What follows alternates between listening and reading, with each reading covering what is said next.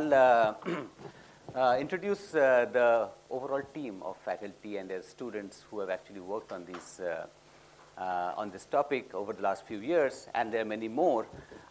This is essentially about what we started as the ventilation committee, which was set up just about when COVID reopening was happening. And we found it is essential, although we knew earlier, but we had to do something for our students coming back to campus.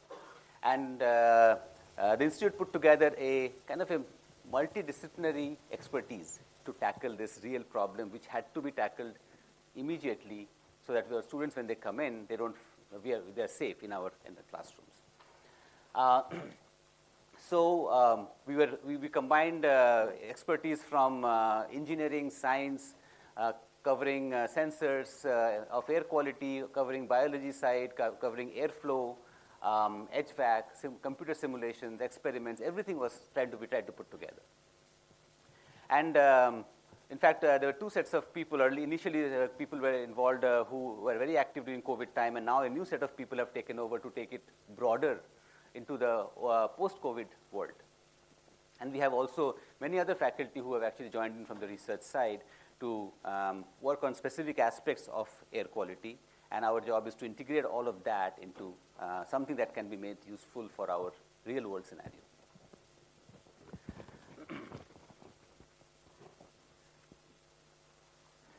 The problem is fairly clear, as I said, and we all understand it. We are in our indoor spaces for a majority of our time. And until now, most of the focus has been on comfort and energy, how to make the energy usage minimum and be comfortable with that.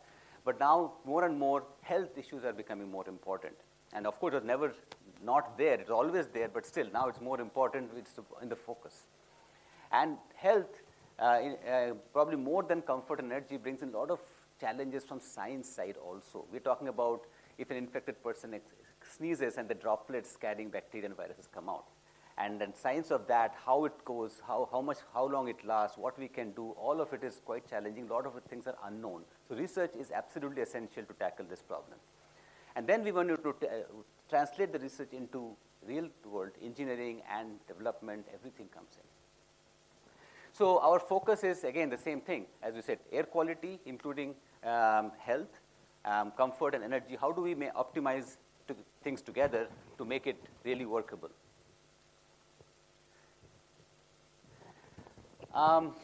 Multi-pronged approach, and I mentioned some of these before, that we want to, Internet of Things was an enabling thing for us, where you can collect data, analyze them, and use them to control our interventions, as we call it, for controlling our air inside our spaces.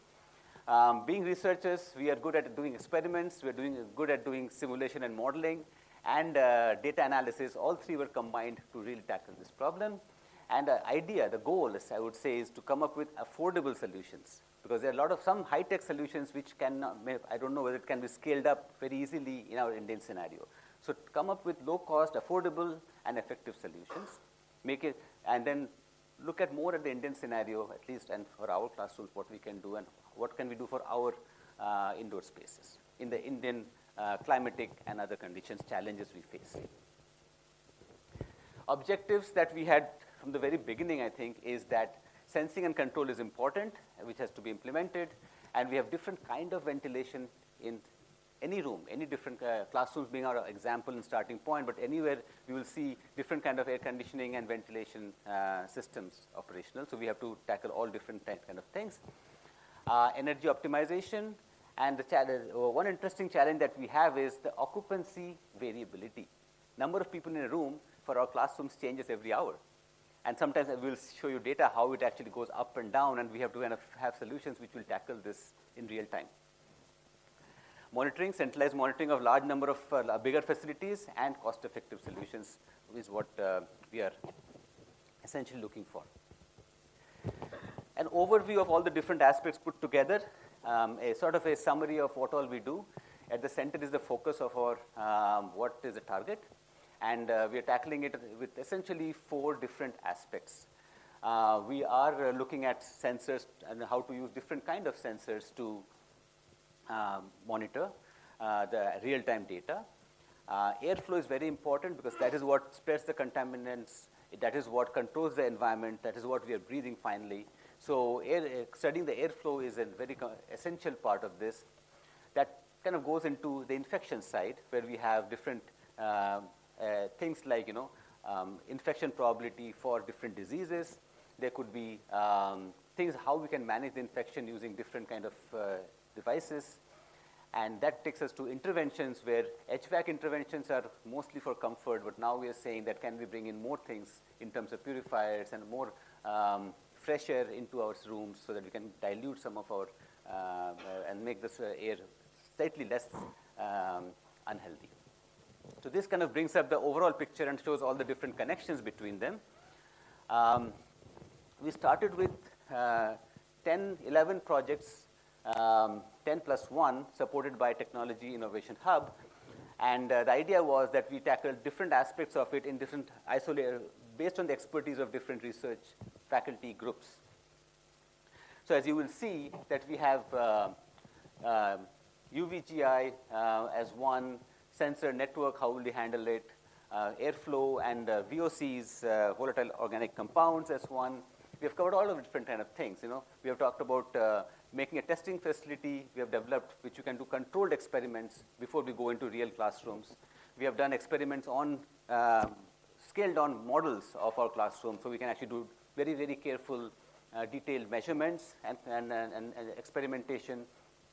And we have also done studies in classrooms with real-time air capture and checking the biocontent in terms of DNA and RNA. So I'll give you a snapshot of what has sort of we think are the combined outcome of all these projects. The first one is when we put together all of different kind of sensors and technology into one of our real classrooms. It was a precursor to what is happening right now and what you will see now. Now it is much more systematic, 24/7 monitoring, and at that time it was more of a experimental thing where we put down air sampler which captures gives us the biocontent. We have PM, CO2, and different range of particulate matter sizes captured and studied in our classroom.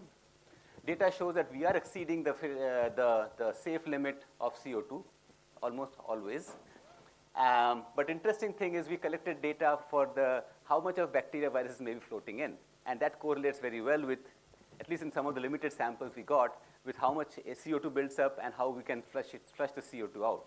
Because CO2 is more like a surrogate. We cannot measure bio content very easily or in live. CO2 tells us how much exhaled breath, exhaled air we have. And there's something called rebreathe fraction, which we will hear more.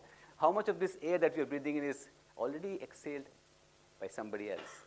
So we're rebreathing that air, and that air can be not fresh, of course it's not fresh, it can be contaminated with viruses and other things. So, this essentially was kind of an eye-opener, and we did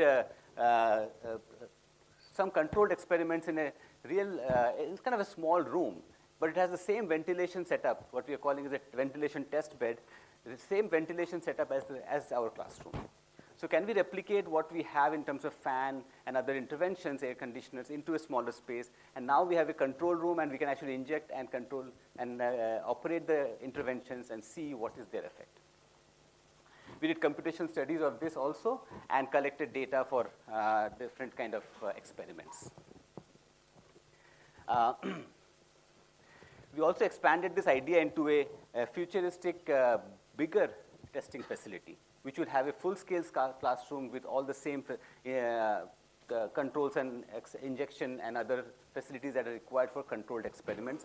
There can be also other facilities to support those experiments. So this is actually a plan of a 2,000 square feet facility, which the design is complete. We want to kind of, we are also seeking industry partners and see how we can take this forward, and if certain things can be done to make it more useful in future. Another initiative, as I said, was to work in a laboratory scale. So what you're seeing on the top left side is the scaled-down version of one of our classrooms. And with the same fan and arrangements, which sets the airflow in the classroom, ceiling fan, exhaust fan kind of arrangement.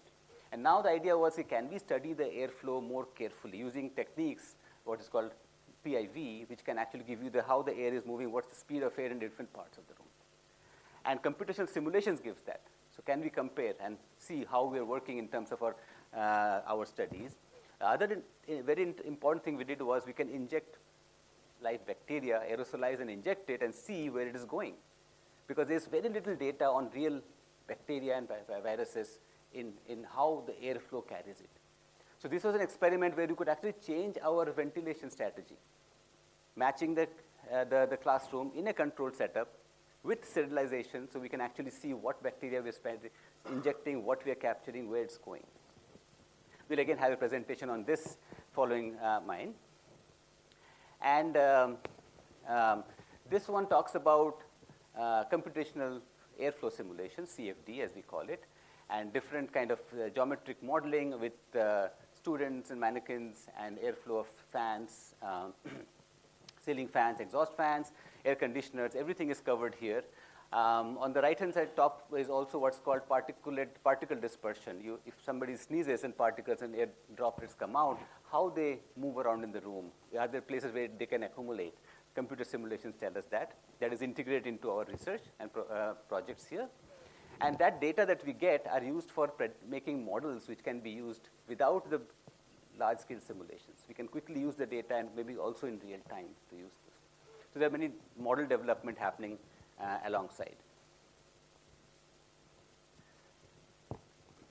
On the ground, we are taking sensors and IoT to actually make devices and install them and set up the data handling infrastructure to actually make sure that we can actually visualize them and use them to control our, let's say, HVAC devices. Once again, CO2 measurements are shown in the middle, and there's an overlapping with the rebreathe fraction. Those calculations are done. So the data that's coming out can actually be used immediately to calculate what is the infection probability for different diseases. So if there's one person infected with certain disease, we know at the end of a 1 hour lecture how many people can probably, at least we should know, high or low, at least that's what we know. There are also calculations which can be done that in a room with the current ventilation, air changes as they're called, how many people can sit for a 1 hour lecture safely? Safe exposure time. These are things which are happening in research currently, cutting edge, the front end of research. Can we take those and bring it down to our classrooms? That is what our thinking is. So these were the research projects, and that were translated into what we call now as the classroom project, where the institute gave us access to 3 classrooms of different sizes, different occupancy, different ventilation scenario, different devices, air handling, air management scenario. And we wanted to apply all the things that we had learned in research and still learning into an actual live-in lab, as they call it.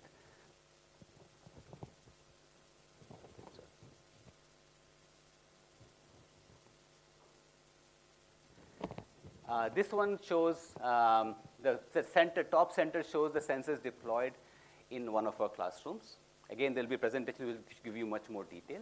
But the devices, the data IoT network, the simulations, the dashboard which collects data, and a sample set of data collected for CO2, how it varies over 3 or 4 days, and you can see those peaks, which are much higher than what is the accepted limit of healthy CO2 level, depending on the occupancy and the duration of a lecture. So these are the kind of data we are now taking to see what can we do, how can we make it better. So that is one. The top left is one of those classes, lectures, which has been, we are studying more closely, and we can take the data, look at the parameters, we can do some modeling to see that are our models able to predict it, and once we know that they're doing fine, calibrate to that data, we can use them to actually devise algorithms to control the devices now. So that is kind of a snapshot of what is happening. How do we automate the control? We can show manually, yes, we can bring down by the CO2 level easily or with the existing or a few more additional interventions. And that's what the red line shows, that we can actually bring it down to a lower level, which is satisfactory, and maintain it there without too much of energy cost. But now we want to automate it so we don't have to do interventions manually. The system will take care of it.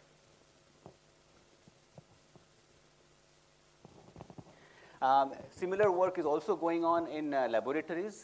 Professor Sahu has taken up this initiative to take up of a undergraduate laboratory, and he's in the audience.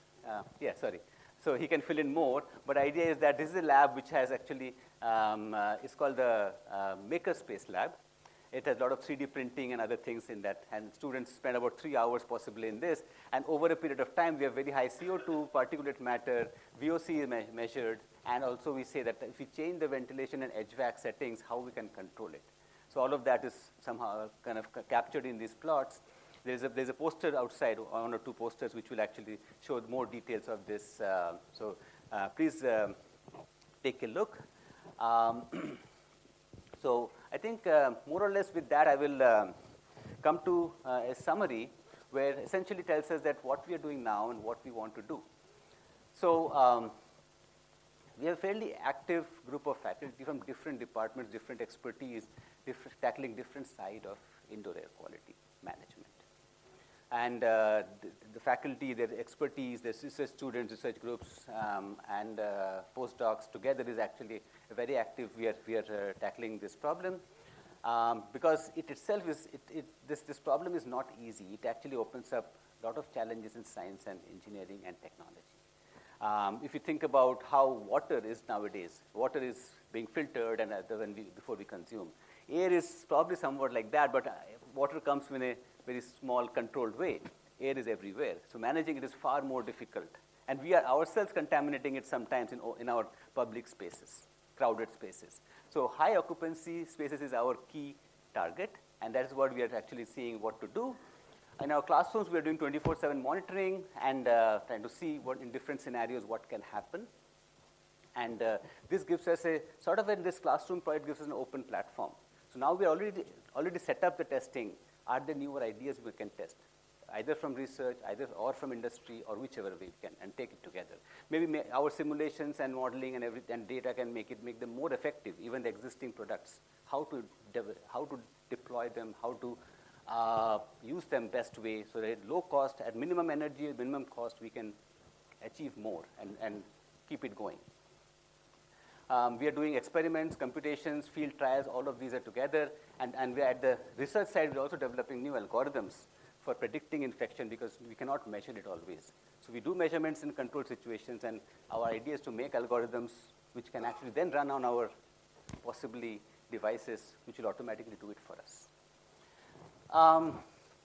With that, I'm going to say that we want to generalize and move forward from our just classrooms and labs. We have many more use cases which affect us. And that's what is one of the goals of this, that you want to see more industry, more use cases that possibly can benefit from what we are doing. Whatever we are doing in lab scale, we will translate, as Professor Lina rightly said, to industry, technology, products, and maybe towards commercialization. There are ideas of joint development where we can take industry partners together and see what comes out more effectively, more efficiently, faster, better. And with all of this, we want to seek funding from government or any open source funding also, with partnership from both from academia and industry. With that, I will stop here, and we will move on to the next presentation.